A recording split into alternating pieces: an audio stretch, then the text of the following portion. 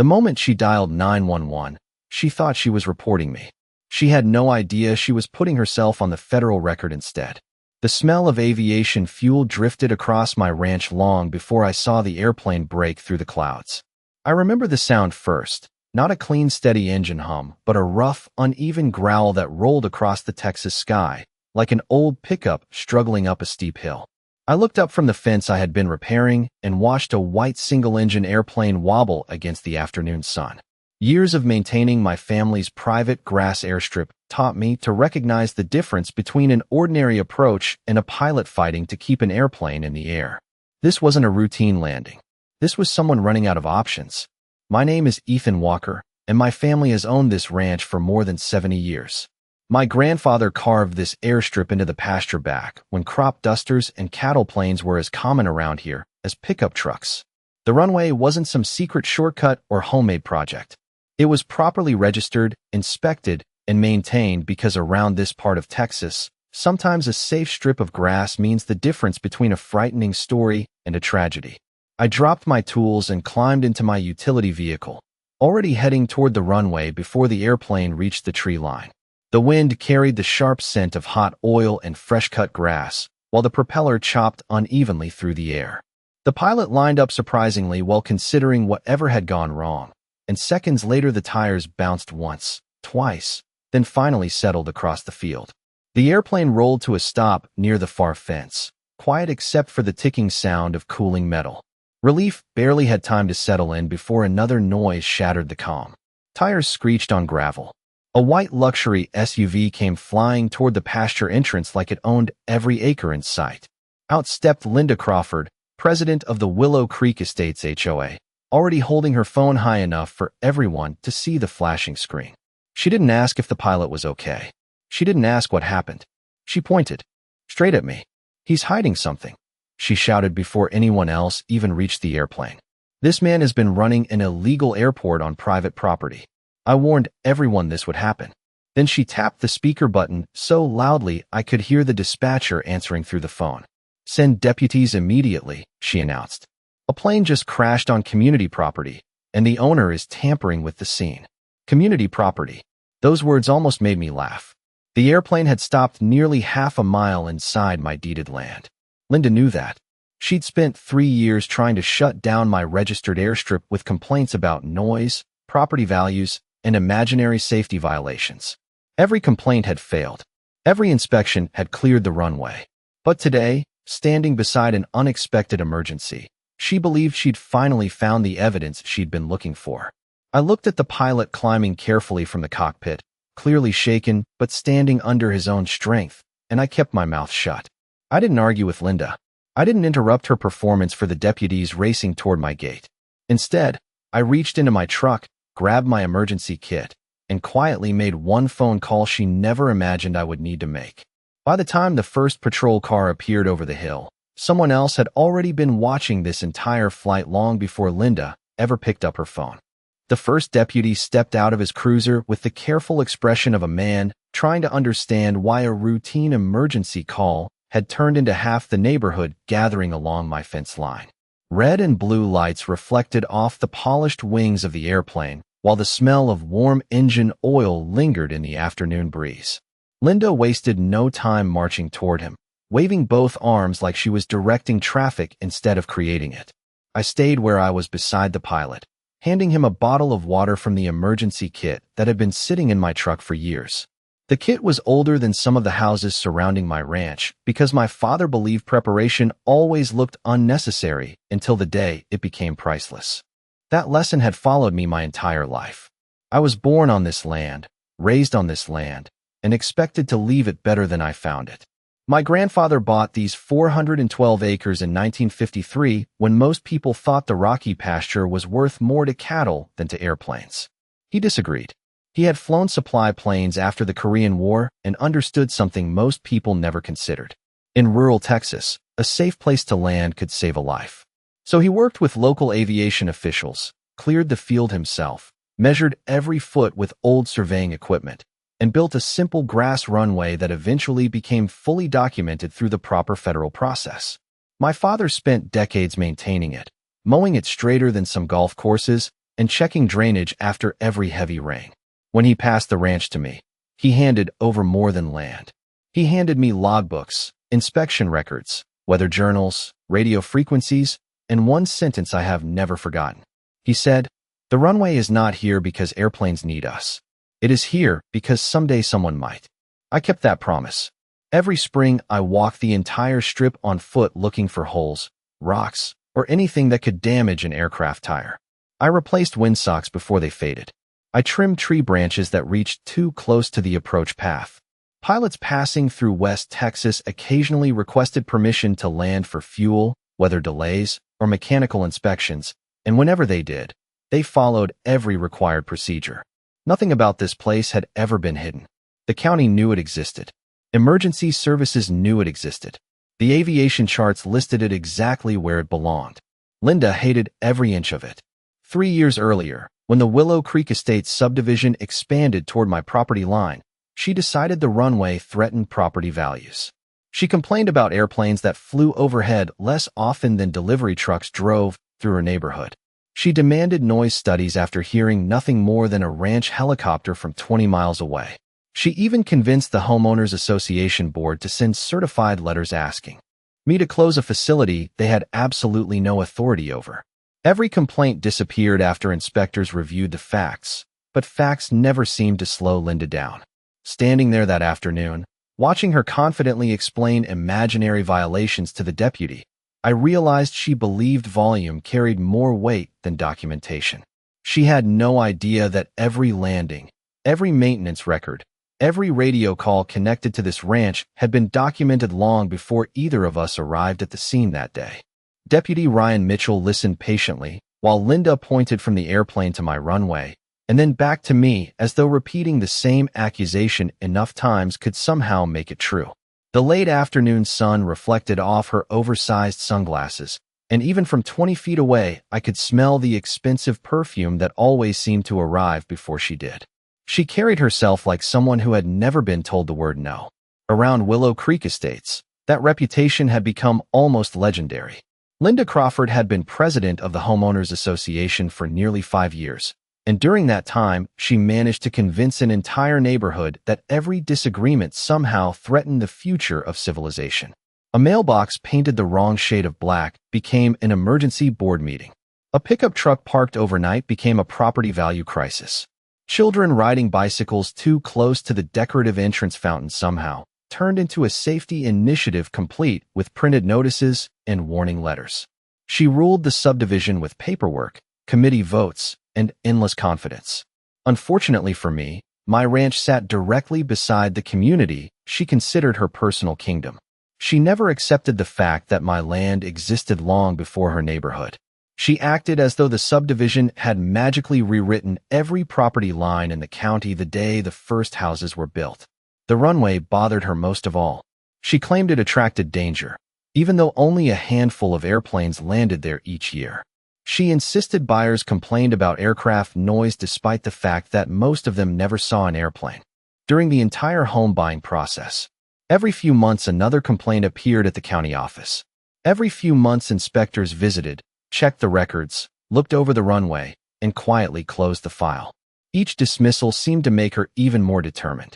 About a year earlier, she organized a community meeting where she displayed enlarged satellite photographs of my ranch on a projector and warned everyone that my property represented an unacceptable aviation risk. I attended that meeting only because one of my neighbors invited me. When she finished speaking, I calmly handed the board copies of the federal registration, county documentation, maintenance records, and emergency landing procedures that had existed for decades. The room became so quiet I could hear the air conditioning humming through the ceiling vents. Linda never apologized. She simply moved on to the next complaint a few weeks later. Standing beside the airplane that afternoon, I could almost predict every sentence before it left her mouth. She told Deputy Mitchell that I had ignored repeated warnings. She claimed my runway operated without oversight. She insisted I had endangered every family in the subdivision. None of it matched reality, but she delivered each statement with absolute certainty. The deputy glanced toward me more than once, probably expecting an argument, but I stayed focused on the pilot instead. He had introduced himself as Daniel Brooks, a sales representative flying to Amarillo who had experienced a sudden engine problem only minutes earlier. His hands still shook slightly as he finished the bottle of water I had given him. He quietly thanked me for maintaining the runway because, in his words, it was the first safe landing option he had seen after realizing he could not continue flying. Hearing that reminded me exactly why my grandfather built this place in the first place. While Linda chased attention with loud accusations, the only thing that mattered to me was that someone had walked away safely. I noticed Deputy Mitchell studying the airplane, then my runway, then the careful maintenance logs sitting inside my truck. His expression was changing. He was beginning to realize there were two very different stories unfolding on the same piece of ground, and only one of them was supported by facts. More patrol vehicles arrived over the next several minutes, their tires crunching across the gravel entrance while curious neighbors gathered behind the pasture fence with their phones already recording. The smell of sun-baked cedar posts mixed with the faint odor of aviation fuel still hanging over the runway. But instead of letting the emergency crews work, Linda treated the entire scene like a public hearing she intended to win.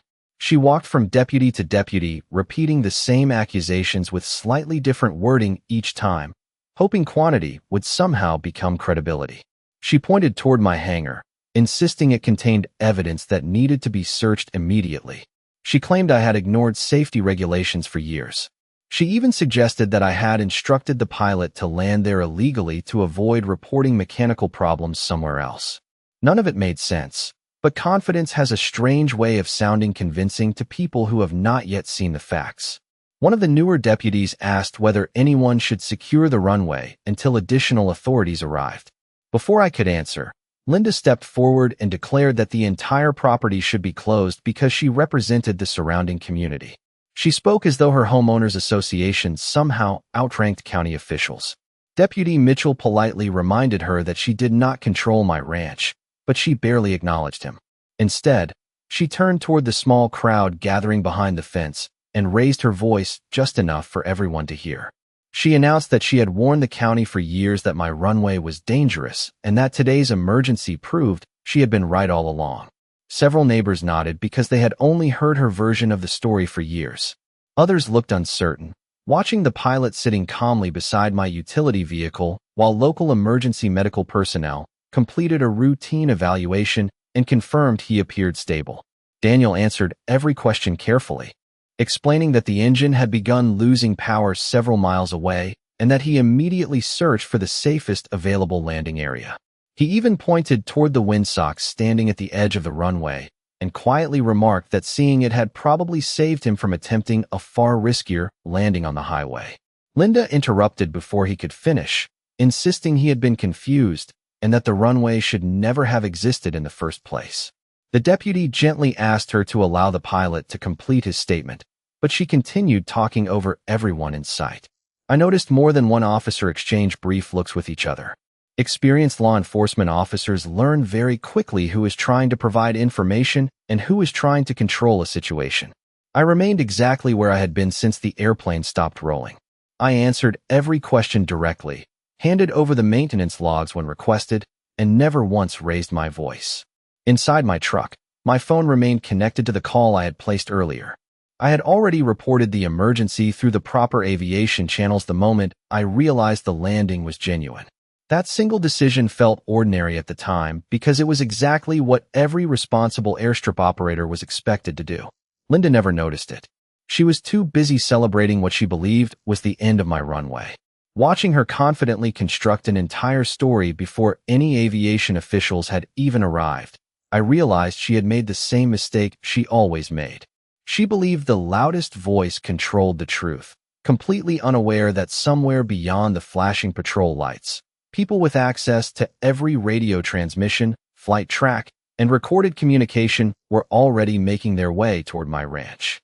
The longer the scene remained quiet, the more impatient Linda became. She expected me to argue. She wanted me to lose my temper in front of the deputies and the growing crowd standing beyond the fence.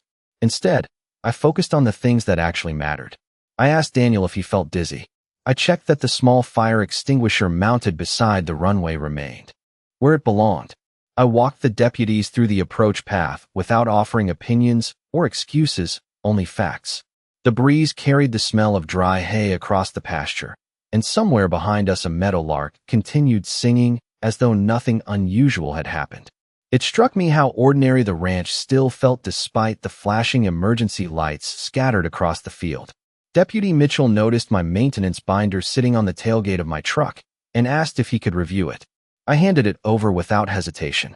Inside were years of inspection notes, runway mowing schedules, weather observations, lighting maintenance, and emergency contact information.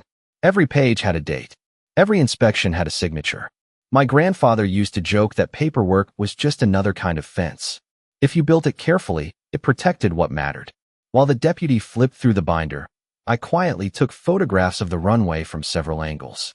Not because I expected trouble, but because documenting an aviation event was simply part of responsible operation. I photographed the tire tracks across the grass, the windsocks showing the afternoon breeze, the runway markers, and the resting position of the airplane. Daniel noticed what I was doing and smiled faintly. "You have done this before," he said. I nodded. Enough times to know that memories change faster than photographs. He laughed softly despite the stress, then thanked me again for keeping the strip in such good condition. He admitted that once his engine began losing power, he had already accepted that his options were disappearing.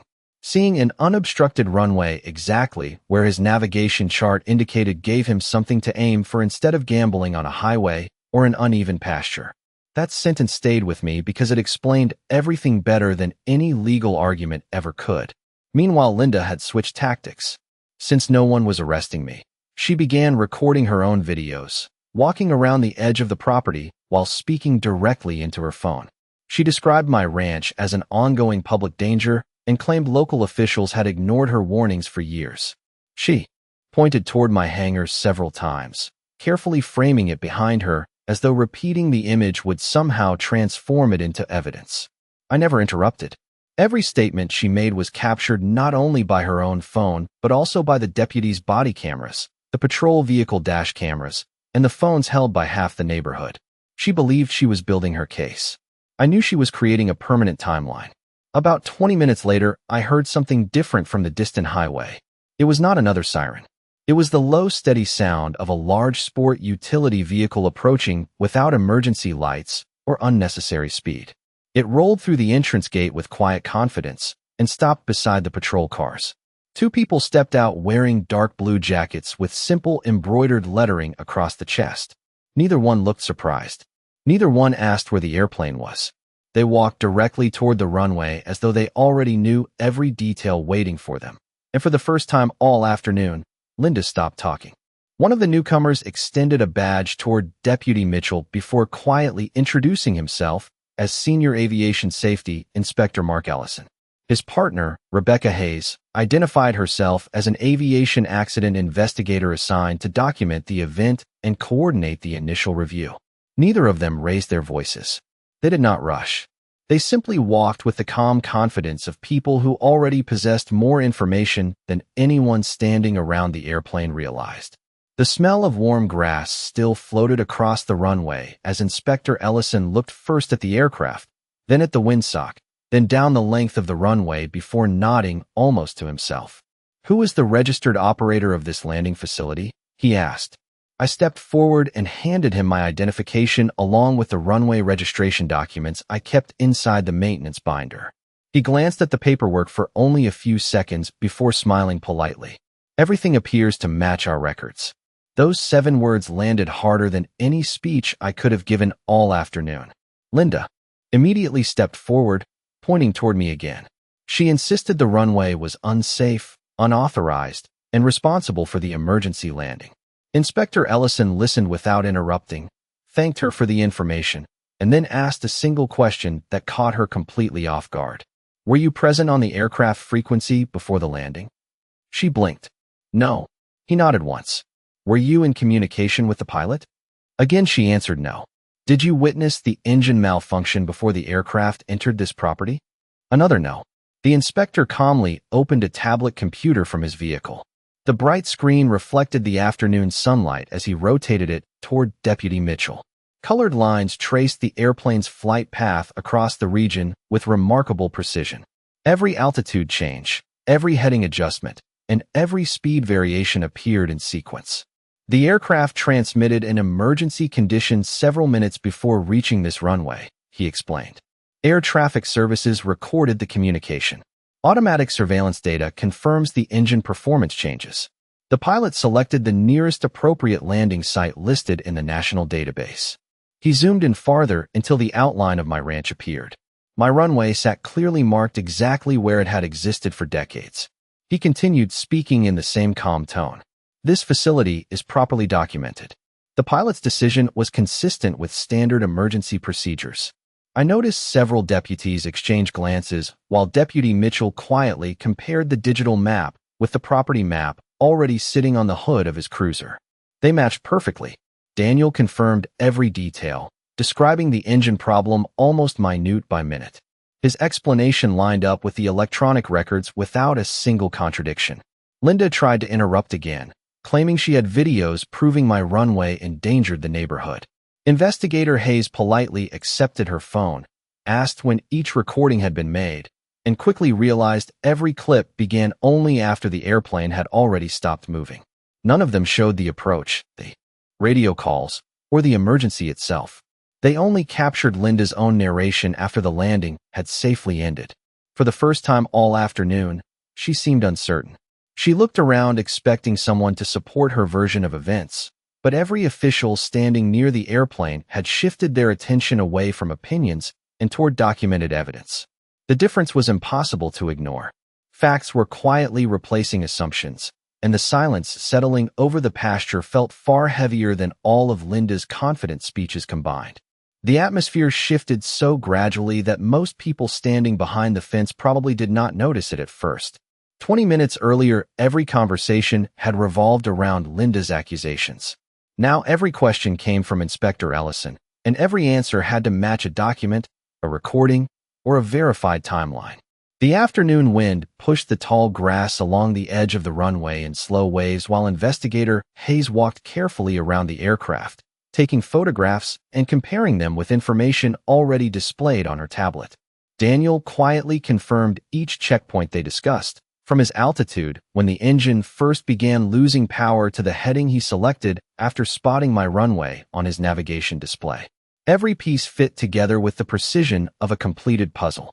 Deputy Mitchell eventually closed my maintenance binder and handed it back with a respectful nod. "Mr. Walker," he said, "thank you for keeping these records organized." I smiled and slid the binder onto the truck seat. My grandfather would have appreciated hearing those words. Linda, on the other hand, looked increasingly frustrated that nobody seemed interested in the speech she had prepared. She stepped toward Investigator Hayes again and insisted that the Homeowners Association had submitted multiple complaints about my runway over the years. Hayes calmly replied that she had already reviewed the relevant files before arriving. Every previous inspection had found the facility operating within applicable requirements, and each complaint had been documented along with its resolution. Linda blinked as though she had expected those records to disappear simply because she disliked the outcome. Then she tried another approach. She claimed she had entered the field only to protect the neighborhood and preserve evidence. Inspector Ellison politely asked whether she had crossed the marked runway after the airplane came to a stop. She answered yes. He asked whether she had walked around the aircraft before emergency personnel completed their initial assessment. Another yes. Finally, he asked whether she had encouraged other residents to enter the area while recording videos. Her silence lasted only a second, but it was long enough. Hayes quietly pointed towards several footprints visible in the soft grass surrounding the airplane.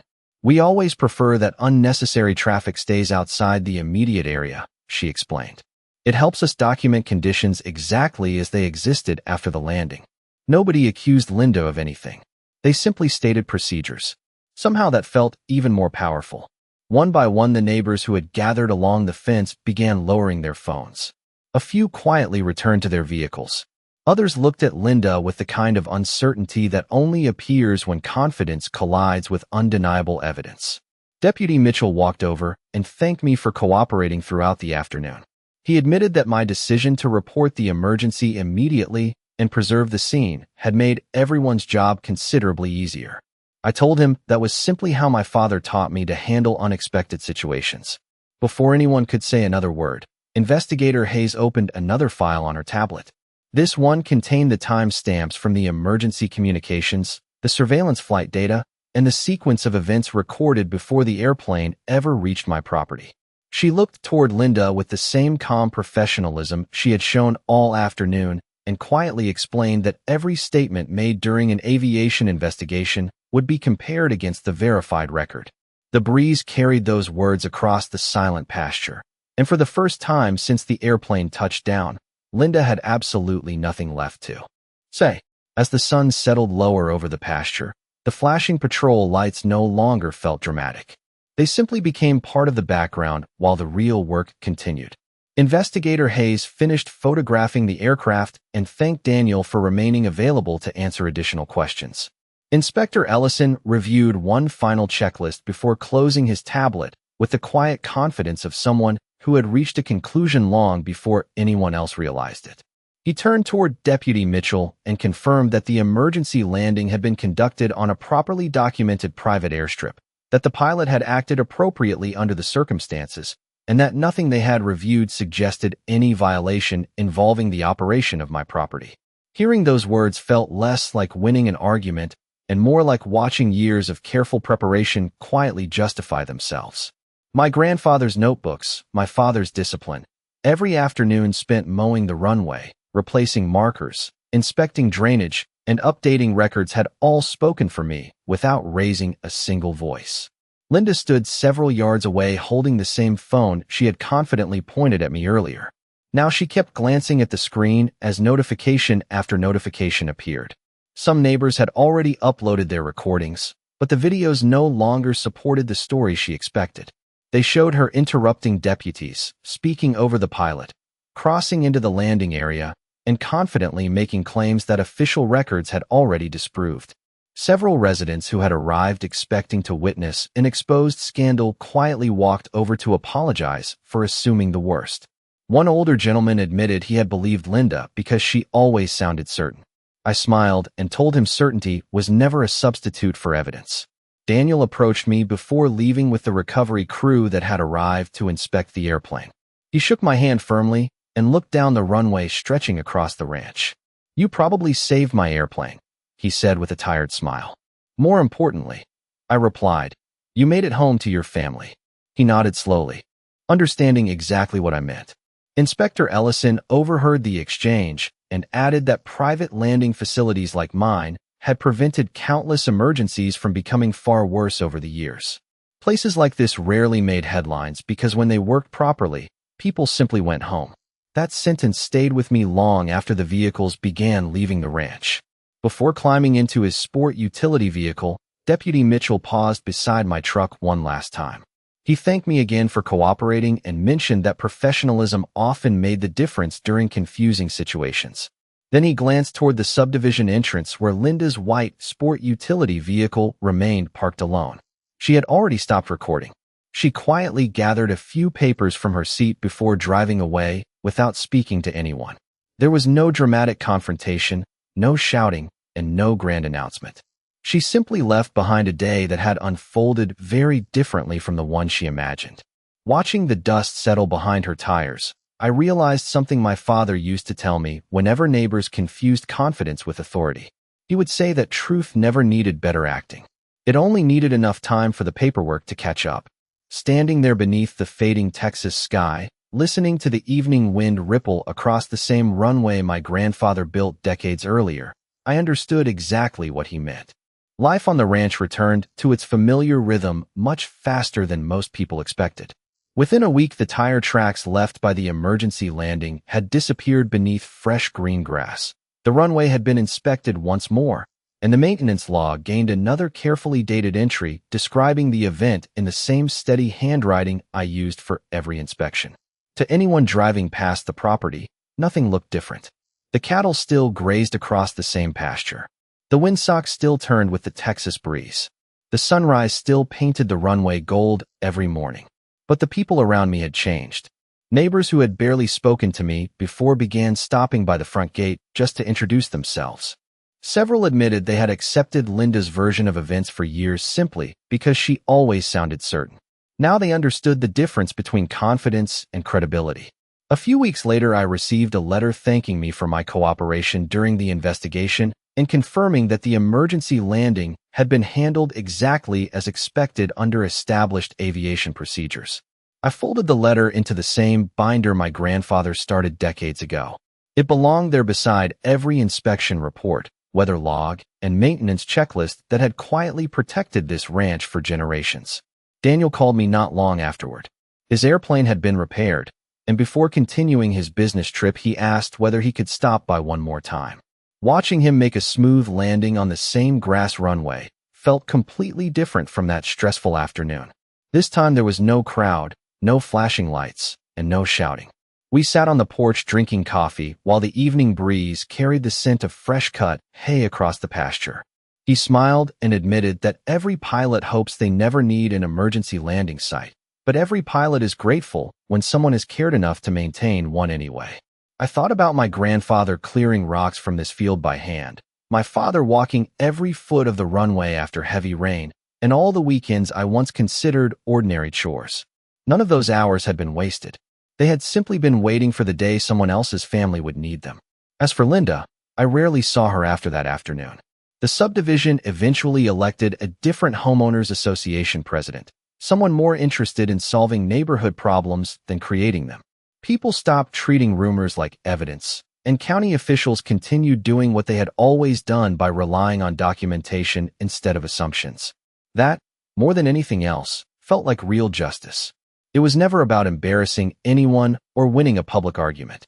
It was about allowing facts to speak before opinions could drown them out. Every time I walk the length of that runway now, I still hear my father's voice reminding me that good records protect good people. I still remember the smell of aviation fuel drifting across the pasture, the quiet confidence of the investigators, and the moment the truth replaced the noise. Some people think justice arrives with sirens, headlines, or dramatic speeches. My family taught me something different. Justice usually arrives carrying a clipboard, a complete record, and enough patience to let every fact fall into its proper place. That afternoon proved a lesson I will never forget. Power does not need to shout when the truth has already been written down.